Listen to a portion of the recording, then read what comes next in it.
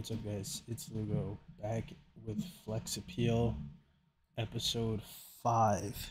Today was my pull B session, um, and I honestly felt really good with RDLs, considering that I did, I think, less or the same weight earlier this week for regular deadlifts. Plus, I think I did more reps.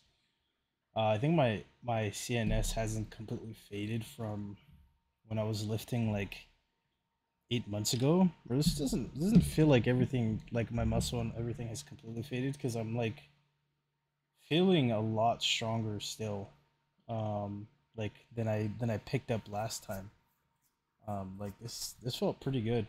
I was feeling locked the fuck in, and I don't know what it is about my cardiovascular, but it feels so much better. Like I'm not completely out of breath still. I think I did like 8 reps. Mindset was like in a decent spot. It was kind of like I don't know, like a somber feeling for some reason. I don't know, like sometimes I am like fighting with the feeling of like I've been here before. Uh Considering that I was here like I don't know, like 10 months ago. Um I don't know. Like I'm just fighting it off cuz it's kind of irrelevant. I think at this point. It's just about getting in and getting. God damn, dude, my calves are small. I might be the world's smallest calf fat guy lifter ever. These are embarrassing. Holy shit. Um, I forgot what I was talking about. Something about being fucking depressed. I don't know. It doesn't matter. Um, but yeah, I don't know. This was a pretty good back day.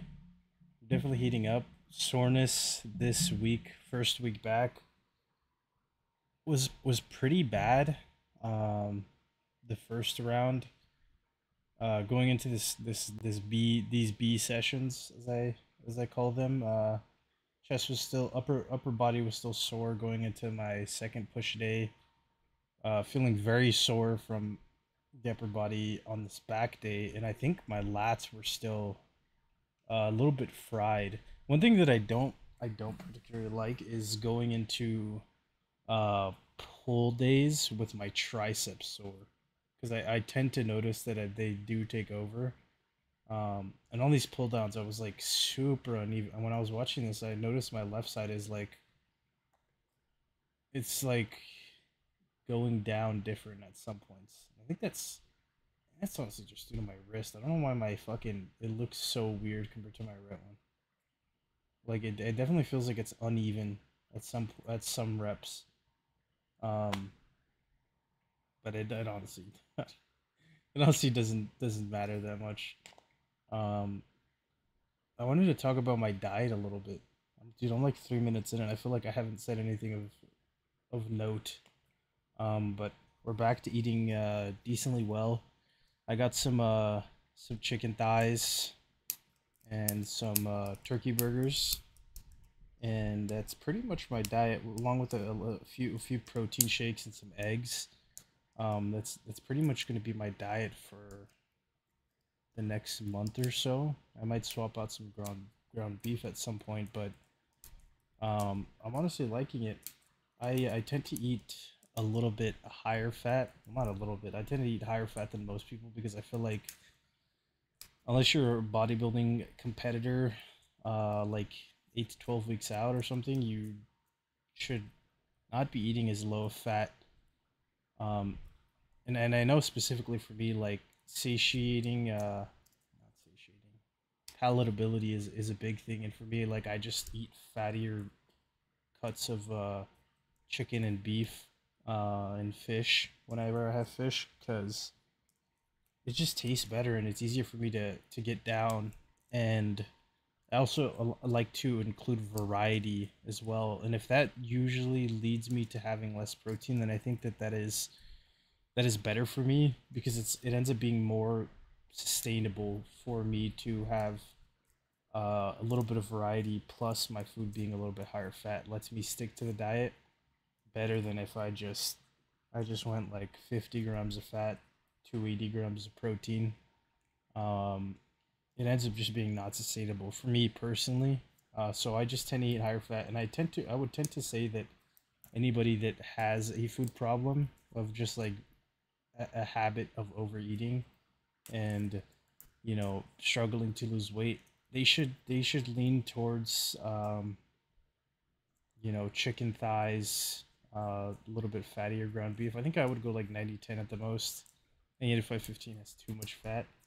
Um, but like stuff like that, like whole eggs, because not only is it gonna keep you more satiated, but it just tastes better.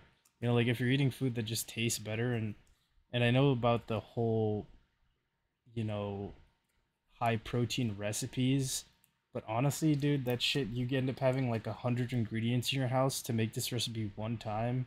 Not only that, but it fucking takes forever to make. And don't get me wrong, I wish I could be one of those people, as well as it just has so many ingredients you don't know how your stomach is gonna react. It's just so time consuming to do all that stuff and to do it for every meal.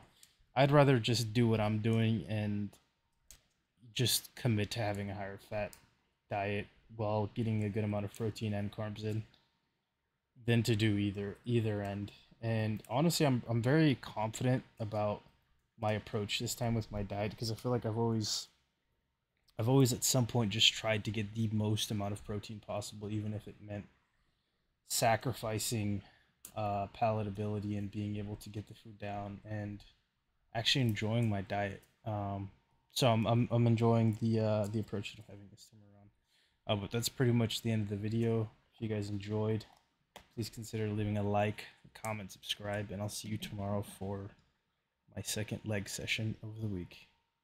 Hope you'd enjoyed.